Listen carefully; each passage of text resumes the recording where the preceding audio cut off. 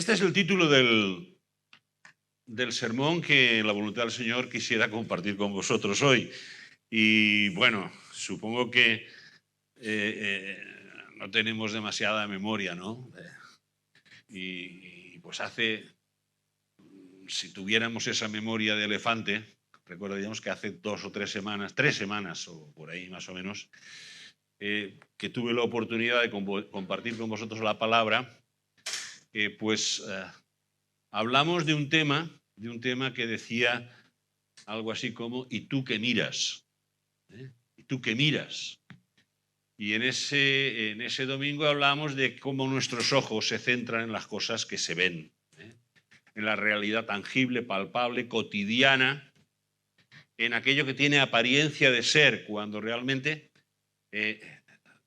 pues el Señor nos dice en su palabra que las cosas que se ven son temporales, efímeras, mientras que las que no se ven son las eternas, permanentes y definitivas. Y bien, en ese día hablamos un poco de cómo tenemos que hacer como aquellos héroes de la fe, que miraban lo invisible, aquello que no se ve, porque tenían la certeza, la esperanza de que su hogar, de que su realidad definitiva y total estaba en la presencia del Señor, en ese hogar, en esa casa que Él tiene preparada para todos nosotros, que no es una ilusión, que es una promesa de aquel que no miente. Y así lo decía Jesús: si no fuera así, yo os lo hubiera dicho. En la casa de mi Padre muchas moradas hay. Y eso nos abría el corazón a una nueva realidad, a un nuevo enfoque de nuestra existencia, porque en definitiva marca el destino al que estamos llamados. Ahora bien, aquí tenemos en este tema, perdona, pero se me han casquillado. Aquí, ya está, perfecto. Esta excelente botellita de agua. Y en esta mañana yo quisiera traer la segunda parte de lo que era aquel sermón o aquel enfoque. Como casi todas las cosas, tienen un haz y tienen un en vez. Tienen una cara y tienen una cruz. Y por supuesto que es cierto que de la esperanza viva y ardiente de nuestra realidad en nuestro destino celestial hay una fuente inagotable de poder, de energía y de gozo que nos inspira en esta vida. Pero eso no es toda la verdad. Y bueno, no sé, los que habéis leído en el anuncio que ponían en los hermanos en las redes sociales, pues presentábamos un epigrama, un resumen. Y este resumen va a ser, y es, realmente podíamos leerlo y terminar aquí ya el sermón, pero mi idea es explicarlo un poco. Y es que la religión, si podéis ponerme la diapositiva en la pantalla, si no me tengo que volver. La religión ha enseñado, y digo no la Biblia, la religión ha enseñado que lo importante es ir al cielo. Y recordáis, lo importante es la salvación del alma. Claro, esta es temporal. Esta termina. Lo importante es ir al cielo. Y desde luego en el ámbito protestante, en aquellos que creemos firmemente que la Biblia enseña que la salvación es una obra hecha y acabada por Dios, y que la salvación es un ancla segura que tenemos en el cielo, pues de alguna manera decimos, o dicen, o decís: si mi pasaporte celestial está asegurado, ¿qué me queda por hacer? ¿Esperar pasivamente mi hora de partir? El texto que vamos a compartir esta mañana en la epístola de Hebreos, que va a ser continuación de lo que hablamos hace 3 semanas, desmiente totalmente esta forma de pensar. Y nos lleva a la realidad de que el cielo es visión y destino de nuestra realidad, pero no es el propósito de nuestra vida aquí. El propósito de nuestra vida aquí es, como vamos a leer en la carta a los Hebreos, vivir con los ojos puestos en Jesús para ser como Él aquí y ahora, que en definitiva es manifestar la presencia y la acción de Dios en nuestro mundo, en nuestro tiempo y en nuestro lugar.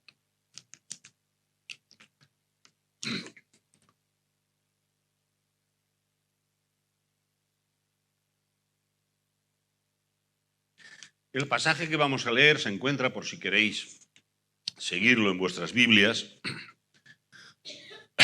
perdón, en el capítulo 12, versos 1 al 6 de la carta a los Hebreos. Y dice así: Por tanto, puesto que tenemos en derredor nuestro tan gran nube de testigos, despojémonos también de todo peso y del pecado que tan fácil nos envuelve. Y corramos con paciencia la carrera que tenemos por delante, puestos los ojos en Jesús. Perdón. El autor y consumador de la fe, quien por el gozo puesto delante de él soportó la cruz, menospreciando el oprobio o la vergüenza, y se ha sentado a la diestra del trono de Dios. Considerad, pues, a aquel que soportó tal hostilidad de pecadores contra sí mismo, para que no os canséis ni os desaniméis en vuestro corazón. Porque todavía,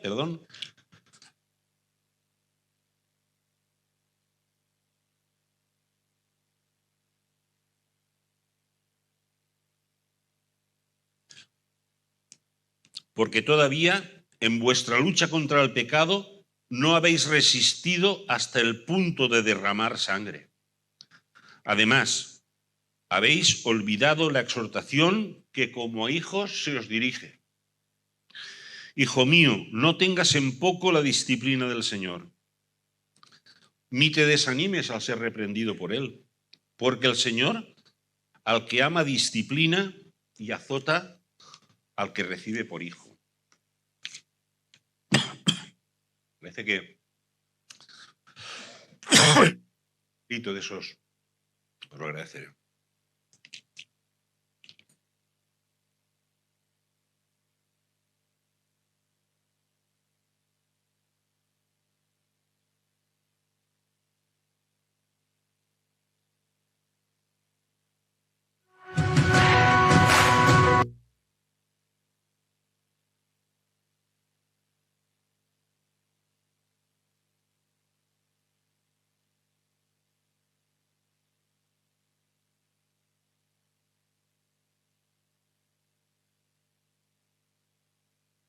Os propongo que recorramos este pasaje. No vamos a verlo en su totalidad. Vamos a ver los primeros versículos y que hagamos unas consideraciones que nos lleven a descubrir este cambio de enfoque que nos plantea la carta a los Hebreos. Por un lado, la esperanza, la visión, la fe, y por otro lado, el propósito de la existencia en el mundo. Y vamos a ir recorriendo un poco los textos que hemos leído. Por tanto, teniendo en derredor nuestro tan gran nube o tan grande nube de testigos. ¿Qué nube es esa de testigos? La nube de testigos es la que nos cuentas. Abraham, Noé, Isaac, Jacob, etcétera, etcétera. Y aquí hay un cambio de hay un cambio de foco. Nos presenta a una serie de testigos que tienen que animarnos, que tienen que ser nuestro ejemplo, pero solo en algunas cosas. Esta gran nube de testigos que hay alrededor nuestro no es el modelo de vida que nosotros tenemos que seguir. Esta gran nube de testigos no es modelo de vida, sino que es modelo de cómo Dios obra en nuestras vidas. Y esta es una cuestión. Aquellos que fueron héroes de la fe permitieron, a veces a regañadientes, que Dios obrase en sus vidas. Y esto ya nos va dando un poco el enfoque del propósito que tiene la vida para el cristiano. No eran personas ejemplares, pero Dios obró en ellas. Tenemos el caso de Abraham. ¿Deberíamos seguir el ejemplo de Abraham? Sí y no. Si yo fuera la esposa de Abraham, estaría muy enfadada con él. Recordad cómo por 2 veces la entregó a otros hombres para él salir de la situación, para salvar el pellejo. Primero a Faraón. Y bueno, decimos, bueno, es que Faraón era un rey muy importante, ¿verdad? Muy poderoso. Pero es que después de que Dios milagrosamente le sacó del problema en Egipto, llegó y un reyezuelo filisteo de una ciudad no muy importante, Gerar, vaya, un jeque. Pues también se asustó y le entregó su esposa a Abimelech, a este filisteo, que fue más honrado que Abraham, desde luego. Porque milagrosamente Dios evitó que tomase, que se acostase con la mujer de Abraham. Así que si Abraham ha de ser mi ejemplo, tendrá que ser en parte. Nombraremos solamente unos poquitos. Jacob, otro héroe de la fe. Un héroe de la fe al que le costó mucho entender las cosas, ¿eh? Quizá nos pase a nosotros igual. Pero Dios obró en él. Obró en él a pesar de que era el suplantador, el listillo de la familia, el que se quería aprovechar de la herencia, el que quería todo para él, el manipulador, el que engañaba a su padre. ¿Y qué diremos de otro héroe de la fe que nos extraña verlo en la lista de los héroes de la fe, en el capítulo 11 de Hebreos? Rahab. Una mujer que se ganaba la vida prostituyéndose. Era realmente, pues era víctima de esclavitud sexual, no lo sabemos. ¿Se estaban aprovechando de ella? No lo sabemos. ¿Era prostituta porque le era fácil así ganarse la vida? No lo sabemos. ¿Era una prostituta del culto cananeo, una prostituta sagrada? Pues tampoco lo sabemos, pero no importa. No importa. Pero nos dice que es una mujer por la cual Dios obró en su vida. Y realmente pues es una de las antecesoras, o que está en la dinastía, en el linaje de David, del rey de Israel. Y decimos, sí, pero tuvo fe y escondió a aquellos espías hebreos que iban a entrar a Canaán. No sé si recordáis el pasaje. Pues si lo leemos con atención, lo que pasa es que ella, haciendo honor a su nombre, el nombre de Rahab significa amplia, ancha, larga, y larga era larga de entendederas. Y entendió perfectamente que la derrota de los cananeos estaba sentenciada y que lo que le convenía era ponerse del lado de los hebreos. Así que si tenemos que imitar a Rahab, será solo en una parte muy pequeña. ¿Y qué diremos de Sansón?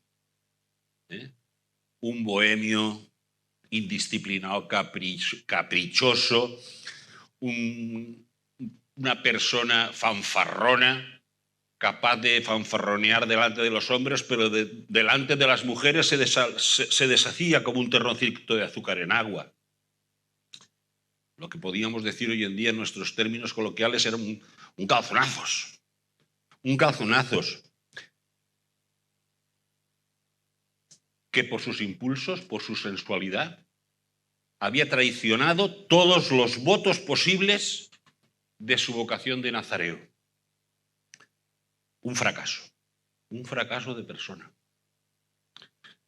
Pero Dios también acabó obrando en su vida.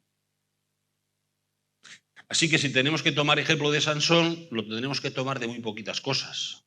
Quizá lo podamos tomar de ejemplo de cosas que no hay que hacer. ¿Y qué diremos de los héroes domésticos de la fe? Aquellos que nos precedieron aquí en la iglesia.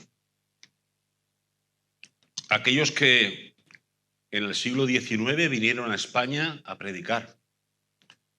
Aquellos primeros hermanos que se convirtieron y que con esfuerzo y arriesgando mucho de sus vidas, hicieron por el Evangelio para que una gran comunidad de creyentes pudiera estar hoy aquí. Tendremos que tomar ejemplo de ellos. En algunas cosas sí y en otras no. Ellos tenían sus luces y sus sombras, y si leemos su historia, más allá de aquel cariño y aprecio que tenemos por ellos, eran hombres y mujeres con sus defectos, con cosas que hicieron mal. Así que tenemos que tomar ejemplo de ellos, pero solo en parte y un poco. Porque en realidad estos héroes de la fe no son nuestro ejemplo, no plantean para nosotros el camino, el modelo de vida que Dios espera. Ellos lo que hacen es animarnos. Y la idea que presenta esta carta es que ellos están contemplándonos, jaleando y animando a seguir algo que el escritor de la carta a los hebreos define como una carrera. Entonces, ¿qué es lo que se plantea como propósito para nuestra vida? Si no es toda esta nube de testigos, ¿qué es? Y nos dice: fijos los ojos en el pionero y consumador de la fe, Jesús, el cual por la dicha que le esperaba sobrellevó la cruz, despreciando la ignominia, y está sentado a la derecha del trono de Dios. Frente a esta nube de testigos que está contemplando y animando, resalta en primer plano el único y el auténtico testigo de la fe: Jesús. Nos dice el Apocalipsis que Jesús es el testigo fiel y verdadero. Es el único testigo que no falla. Y es el testigo verdadero, porque los demás solo son en parte. Él es verdadero porque es el alfa y la omega, es el principio y el fin. Porque Jesús es el primogénito de los muertos, y además está sentado a la diestra del Padre. Y esta traducción que tenemos, creo que es la Biblia de las Américas, traduce, si leéis en Reina Valera, dice el autor y consumador de nuestra fe. Es la versión que hemos leído al iniciar. Pero aquí nos habla de Jesús, que es el pionero y el consumador de la fe. La fe vista como propósito de lo que tenemos que vivir aquí. Lo que tenemos que vivir aquí es un camino en el cual él no es solamente el autor, sino que es el pionero, es el que lo ha abierto, el que lo ha andado por primera vez y además el que ha llegado hasta el final, porque ha consumado de una manera total el propósito del hombre en la tierra. Y por eso él no es el héroe de la fe, él es el superhéroe de la fe. Y es el único en medio de toda esa nube en quien tú y yo debemos fijar nuestros ojos para andar en nuestras vidas, para conocer el propósito por el cual Dios nos tiene aquí. ¿Por qué no nos ha llevado ya al cielo? ¿Por qué no nos hemos metido en una orden contemplativa y estamos esperando a que venga el Señor? Porque tenemos que fijar los ojos en Jesús para ser como Él, para andar como Él y para obrar en el mundo la obra de Dios de la misma manera que Él la obró. Jesús decía, mi comida es hacer la voluntad de mi Padre.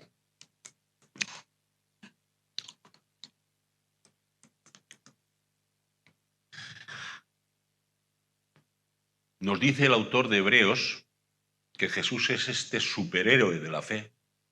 Es aquel al que debemos mirar porque, aunque era hijo, mediante el sufrimiento aprendió a obedecer. Y consumada su perfección llegó a ser autor de eterna salvación para aquellos que le obedecen. Hebreos, capítulo 5, versos 8 a 9. Repitámoslo. Aunque era hijo, mediante el sufrimiento aprendió a obedecer. Y consumada su perfección, es decir, todo lo que aprendió por el sufrimiento, llegó a ser el autor de la eterna salvación ¿de quién?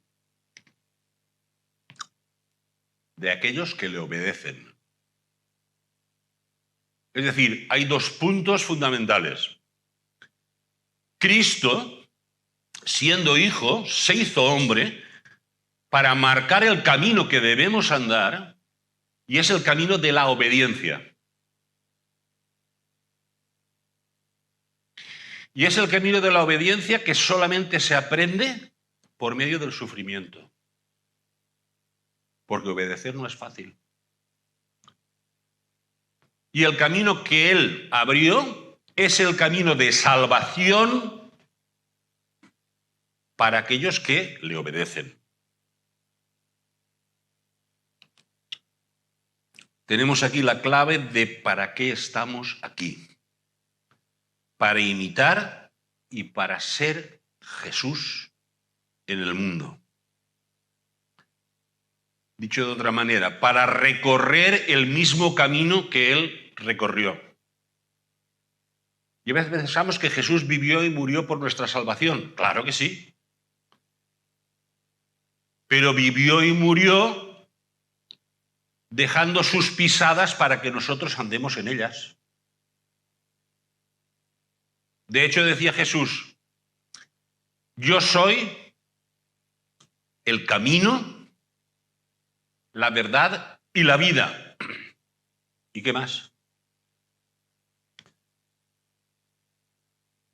Y nadie viene al Padre si no es por mí. Hay otra forma. ¿Y cómo vivimos? ¿Cómo vivimos? Yo soy el camino.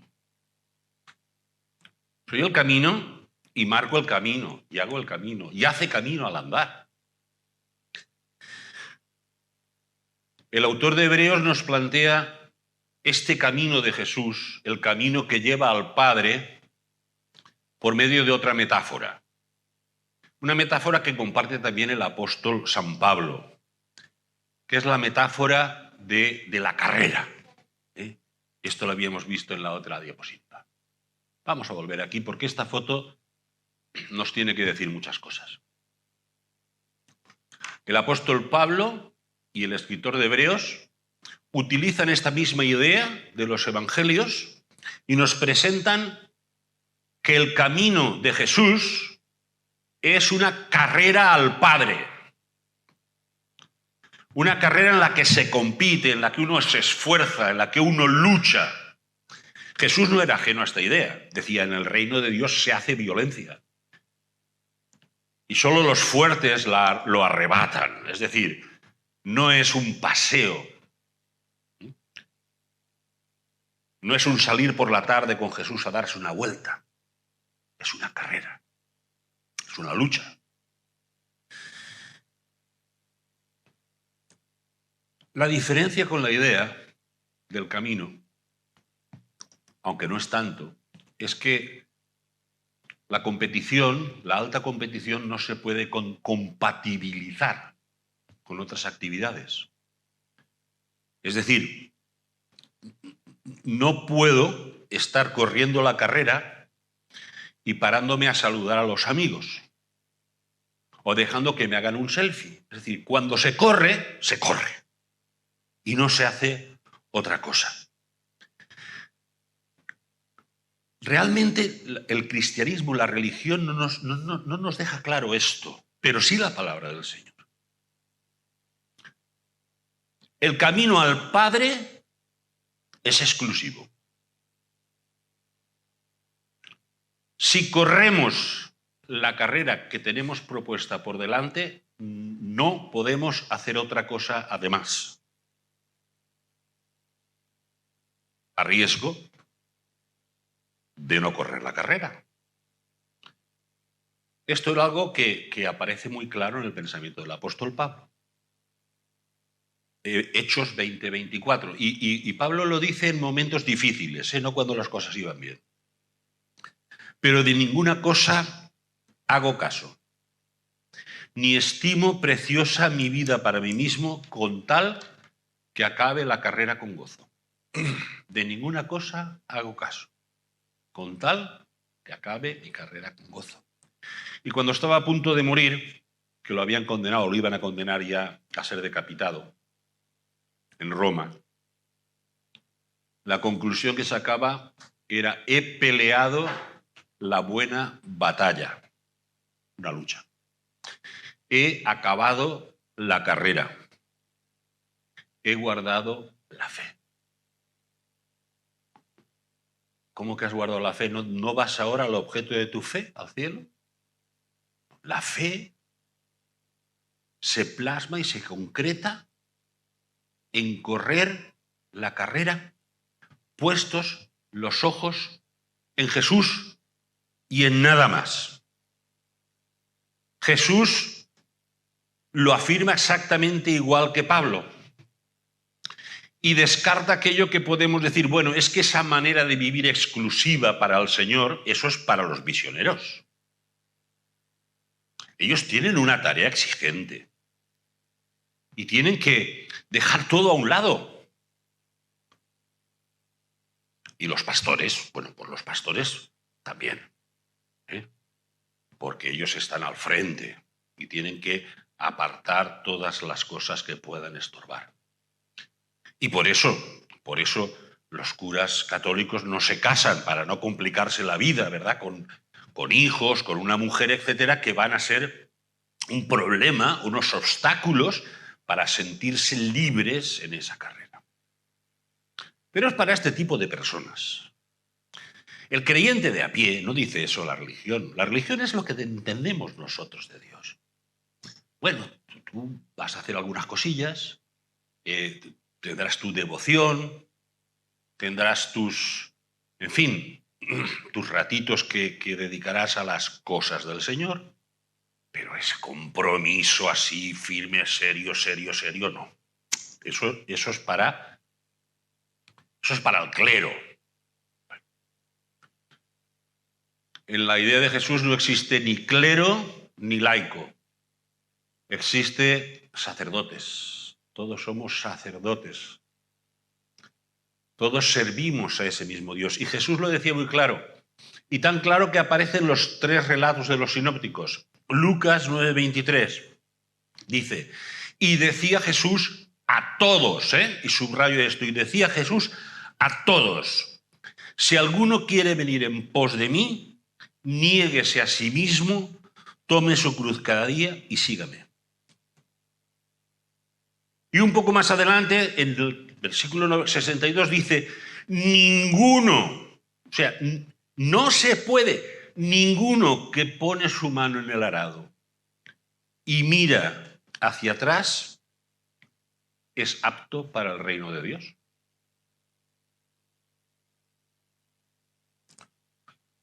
Y algo muy rotundo y que bueno, pues que hay que entender como una expresión llevada al extremo, ¿verdad? Pero que tenemos que meditar. Porque empezamos todos a elaborar nuestras justificaciones, a poner en nuestras excepciones, nuestras cláusulas de salvaguarda, etcétera, etcétera. Mateo 10:38. El que ama a padre o madre más que a mí, no es digno de mí. Bueno, padre y la madre. Pero el que ama a hijo o hija más que a mí, no es digno de mí. Y el que no toma su cruz y sigue en pos de mí, no es digno de mí. Y nos dice que esta carrera, este camino hay que correrlo con paciencia. Con paciencia. Si leyéramos otras versiones, hablan de perseverancia. Bueno, la idea de esta paciencia no es, bueno, es un camino que hay que correr con muchos problemas, muchos obstáculos, muchas tribulaciones. Y yo, mira, me resigno y me conformo a que ya que hay que vivir así, hay que vivir así. No es esa la idea. La idea que nos transmite el correr la carrera con esto que se traduce como paciencia o perseverancia es que la carrera que hemos de correr ha de ser una decisión, una determinación seria y firme de continuar adelante cada día el camino que hemos emprendido para ir detrás de Jesús. Es una resolución profunda de la voluntad. Y eso es exactamente la conversión. La canción esta, recordáis, tiene muchos años. He decidido seguir a Cristo. ¿Y qué dice? No vuelvo atrás. El que pone la mano en el arado y mira atrás no es digno del reino de Dios. Esto es todo lo contrario de un arranque emocional, como tantos hemos pasado y hemos visto, o como esos fogonazos de espiritualidad que nos pueden dar en un momento determinado de nuestra vida en el que necesitamos añadir un toque de espiritualidad a nuestra existencia mortecina, quizá aburrida o fracasada. Esto no es. La carrera se corre con determinación, con resolución y sin volver atrás. ¿Y cómo hacer eso?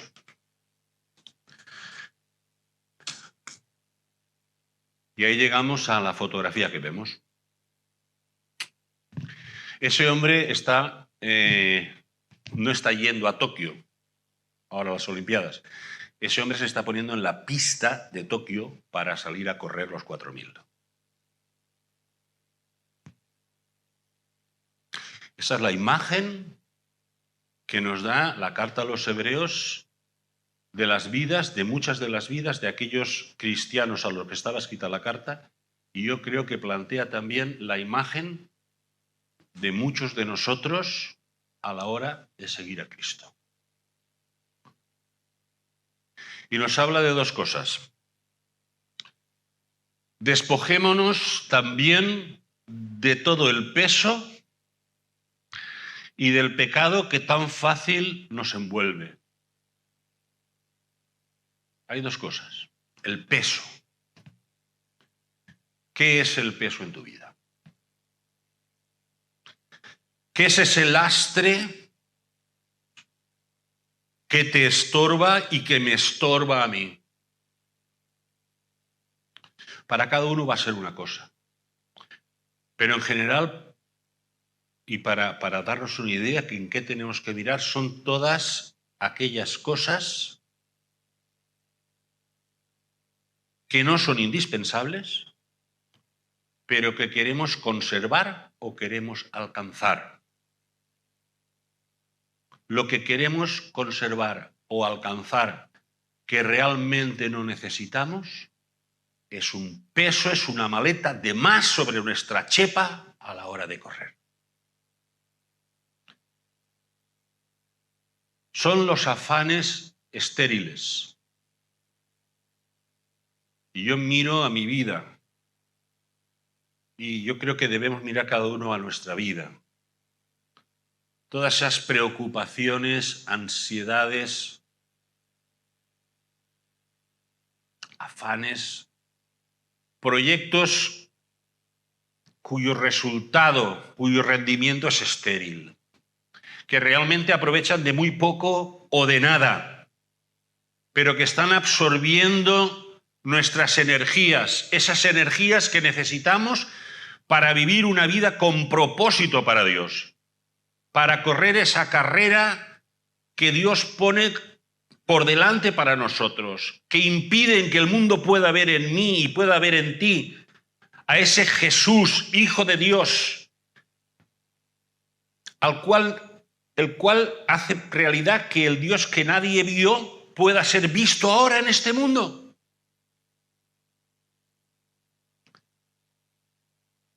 Otra forma también de peso, y no, bueno, esto no es exhaustivo, hay muchas más, es la apetencia desmedida de perder el tiempo en cosas. Perder el tiempo en cosas que quizás son cosas inocentes, quizás son cosas sin importancia, pero precisamente porque son cosas sin importancia, son cosas inútiles. Y debemos revisar, mira, esto es una contradicción, ¿eh? Todos estamos muy ocupados, ¿eh? Estamos muy ocupados. Es que no tengo tiempo, es que no tengo tiempo para esto, no tengo tiempo para el otro, no tengo tiempo y esto. Y ahora, con honestidad, no para decirlo al otro, para decírmelo a mí. ¿Cuánto tiempo de mi día gasto en cosas inútiles? ¿Cuánto tiempo de mi vida, de mis escasas 24 horas, estoy poniendo a disposición de tonterías? Y creo que debemos hacer un ejercicio de honestidad. Eso es peso. Un peso que no podemos llevar a la pista. Un peso que nos impide correr adecuadamente, manifestar a Dios al mundo, ser Jesús en el mundo, parecernos a Él. Y por otro lado del peso está el pecado. El pecado que tan fácilmente nos envuelve. No son los pecados, que también. Cada uno sabe en qué se concreta ese pecado en su vida. Pero en nuestras vidas hay, en demasiadas ocasiones, pecados que han echado raíces muy profundas en nosotros.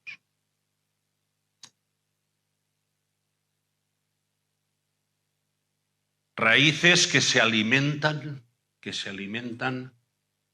del espíritu del mundo que nos asedia, el pecado que nos asedia, dice Reina Valera. En esta versión dice el pecado que nos envuelve tan fácilmente, y es cierto.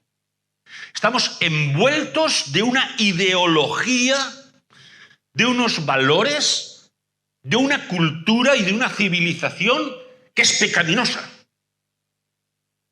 Esto no es popular. Esto, mira, seguro que lo digo en la calle delante de mucha gente que no es gente de iglesia como vosotros y se ríen. Se ríen y me dicen, tú lo que eres es un fanático, intolerante, etcétera, etcétera. Seguro. La filosofía y los valores de este mundo que me envuelven,